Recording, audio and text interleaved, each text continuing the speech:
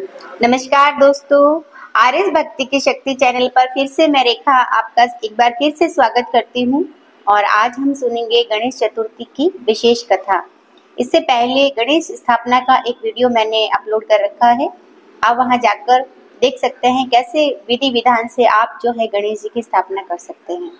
और इसी के साथ हम दो कथा आज सुनेंगे, जो एक पौराणिक भी है और चतुर्थी की जो विशेष महत्व इस कथा में रहता है। सर्वप्रथम तो गणेश जी की जो जन्म आज है, तो इसीलिए हम पहली कथा में ये देखेंगे कि गणेश जी का जो है जन्म कैसे हुआ। तो माता पार्वती जो है कैलाश पर्वत पर नंदीश्वर जी को कहती है कि मेरे पूजा सामग्री का आप जो है व्यवस्थित कर दीजिए, जब तक मैं स्नान ध्यान करके आती हूँ।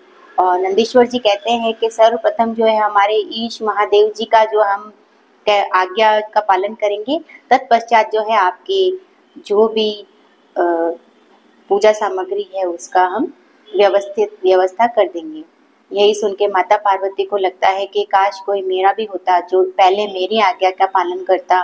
तो यही सोच के जब वो स्नान में जाती है तो अपने बदन के मैल का एक पिंड बनाती है और उसे कुमकुम का छींटा देती है, और वहीं पर जो है एक सुंदर बालक उत्पन्न हो जाता है। उस सुंदर बालक को जो है माता पार्वती गणेश नाम से पुकारती है, और जैसे ही वो गणेश बेटा कह के बुलाती है तो बालक उठकर खड़ा होके आज्ञा माता कहकर हाथ जोड़ के खड़ा हो जाता है।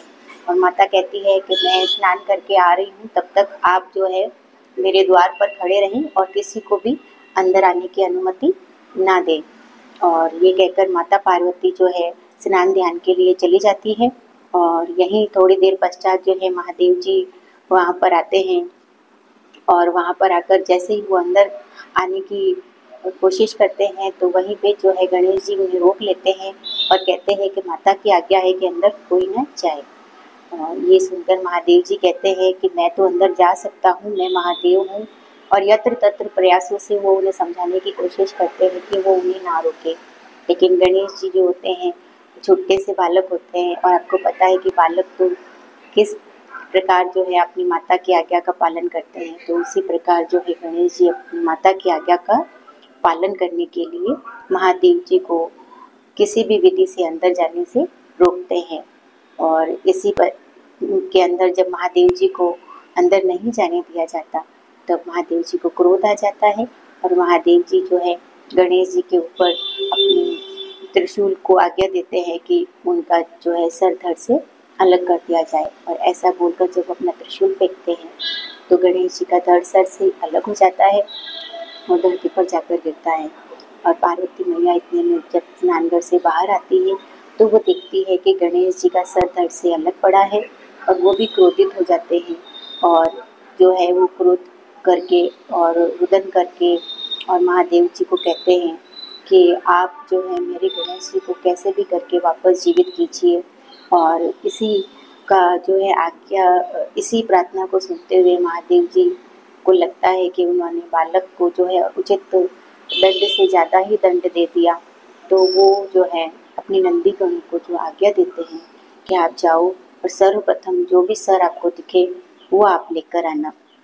लेकिन सर लाते समय जो है उसकी मैया ना देख पाए, और ऐसा नंदीश्वर जी जाते हैं और काफ़ी जो है जीव जंतुओं के वो देखते हैं करते हैं। लेकिन जब काफ़ी अंदर जाने के बाद वो देखते हैं कि एक नवजात जो है हथिनी ने अपना बच्चा जो है उत्पन्न जन्म लिया होता है, और उसकी जो माता होती है वो पेट करके सो रही होती है। और वहीं पे जो है नंदीश्वर जी उस माता के जो पुत्र को सर जो है यानी कि हथनी के बच्चे का सर काट कर ले आते हैं और लाकर महादेव जी से को समर्पित करते हैं। और महादेव जी जो है वो गणेश जी के धड़ से उन्हें जोड़कर और जैसे ही अमृत का छींटा देते हैं तो गणेश जी फिर से सजीवित होकर खड़े हो जाते हैं और जय माता दी कहकर जो है माता पार्वती को प्रणाम करते हैं। माता पार्वती उन्हें समझाती है कि ये आपके पिताजी महादेव जी हैं, और वे अपनी जो है हट की क्षमा मांगते हैं। और महादेव जी उनकी क्षमा को स्वीकार करते हुए उन्हें वरदान देते हैं कि सर्वप्रथम पूरी जगत में जो है सभी पूजा से पहले आपकी पूजा की जाएगी, आपकी स्थापना की जाएगी। और हर घर में आपकी पूजा सर्वप्रथम मानी जाएगी। और ऐसा वरदान देकर वो फिर से कैलाश पर्वत पर चले जाते हैं। तो ये थी गणेश चतुर्थी की जन्मोत्सव की कथा। और दूसरी कथा हम सुनेंगे जिसमें जो है वो विधान आपको हम बताएंगे जिससे आज के दिन चंद्रमा को नहीं देखना चाहिए। तो एक बार जो है धन के देवता कुबेर जी को बहुत ही अभिमान हो जाता है कि उनके पास सर से ज़्यादा धन है। और इसी धन के अभिमान में वो कैलाश पर्वत जाते हैं और महादेव जी को निमंत्रण देते हैं कि आप हमारे घर भोजन के लिए आएं।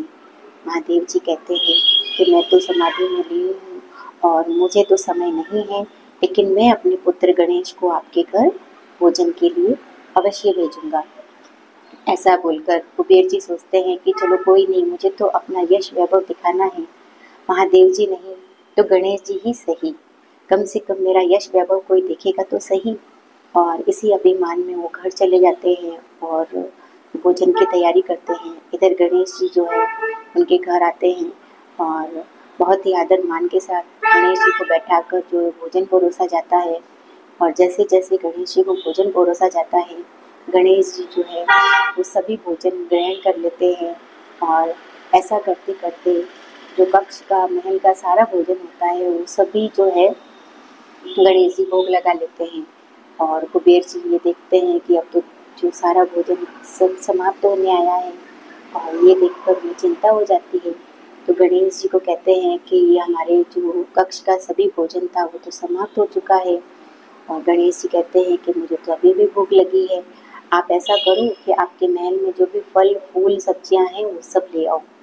और ऐसा कहकर जो कुबेर जी हैं वो उन्हें फल फूल सब्जियां जो भी होती है वो सब कुछ जो उन्हें परोसने लगते हैं। और वो भी जो है पूरा कक्ष जो है धान का वो पूरा समाप्त हो जाता है। अब कुबेर जी को अपनी गलती का एहसास होने लगता है और वो सोचते हैं कि मैंने अभिमानवश जो है उनको निमंत्रण दिया और इसी अभिमान को चूर करने के लिए जो है इन्होंने मुझे ऐसे सीख देने के लिए ये रचना रची है। और वो गणेश जी को हाथ जोड़ के कहते हैं कि मैं अपनी गलती की क्षमा मांगता हूँ और इसके बाद मैं कभी भी अभिमान नहीं करूँगा। और उनकी प्रार्थना को स्वीकार करते हुए गणेश जी वहाँ से चल पड़ते हैं। और चलते चलते उनका जो पेट होता है वो बहुत फूल जाता है क्योंकि वो बहुत कुछ खा चुके होते हैं। और इसीलिए वो मूषक पर सवार होकर कैलाश पर्वत की ओर चलते हैं। और चलते चलते रास्ते में जो मूषक वाहन होता है उनकी जो संतुलन बिगड़ने के कारण गणेश जी नीचे गिर जाते हैं। और जैसे ही वो धरती पर आकर गिरते हैं तो उनके बदन पर बहुत सा कीचड़ लग जाता है। और उस कीचड़ को झटकते हुए जब गणेश जी खड़े होते हैं तो वो इधर उधर देखते हैं कि कोई मुझे देख तो नहीं रहा है, कहीं मेरे को कोई देख तो नहीं रहा है। और इतने में ही वो देखते हैं कि आसपास तो कोई भी नहीं है, लेकिन हंसी की एक आवाज़ उनके कानों में सुनाई देती है। तो जैसे ही हंसी की आवाज़ उनके कानों में आती है तो वो देखते हैं कि यहाँ तो कोई भी नहीं है, लेकिन फिर भी कोई हंस रहा है। और जैसे ही उनकी नज़र आसमान पे जाती है तो चंद्रमा जी की तरफ वो देखते हैं और वो आसमान में चंद्रमा जी जो होते हैं वो उन्हें देख रहे होते हैं और देखकर हंस रहे होते हैं। गणेश जी को ये देखकर जो क्रोध आ जाता है और क्रोधवश गणेश जी जो हैं वो चंद्रमा जी को श्राप दे देते हैं कि आपको अपने सौंदर्य पे बहुत घमंड है और आप आज से जो है श्याम वर्ण के हो जाओगे। और ऐसा कहते ही जो है चंद्रमा जी श्याम वर्ण के हो जाते हैं। चंद्रमा जी को अपने किए पे पछतावा आता है और चंद्रमा जी जो है वो क्षमा मांगते हैं धरती पर आकर गणेश जी से। और गणेश जी को उन पे दया आ जाती है और वो उन्हें कहते हैं कि चलो वर्ष भर तो आप जैसे हैं वैसे ही आपका सौंदर्य दिखाई देगा, लेकिन लेकिन आप जो है महीने में एक दिन जो है पूर्णिमा के दिन आपका सौंदर्य पूरा दिखाई देगा, लेकिन वहीं जो है धीरे धीरे 15 दिन के बाद जब अमावस्या आएगी तो महीने में एक दिन ऐसा आएगा जब आप पूरे श्याम वर्ण के हो जाओगे। और वही 15 दिन की कलाओं में आप धीरे धीरे बढ़ते हुए फिर से अपने स्वरूप में आ जाओगे। और क्योंकि आज गणेश चतुर्थी के दिन आपने मेरा अपमान किया है तो गणेश चौथ के दिन जो भी आपके दर्शन करेगा उसको ये कलंक लगेगा। तो इसीलिए जो है चंद्रमा जी को चौथ के दिन नहीं देखा जाता है। और आज के दिन आप भी जो है चंद्रमा जी के दर्शन ना करें। और चतुर्थी का जो है ये 2 कथाएं मैंने आपको सुनाई। और अगर आपको मेरी कथा अच्छी लगी हो तो आप मेरे चैनल को सब्सक्राइब करके बेल आइकन का बटन ज़रूर दबाएं, आगे आने वाले सभी व्रत त्योहार की नोटिफिकेशन आप तक पहुंच सके। और अगर आपको मेरी कथा अच्छी लगी हो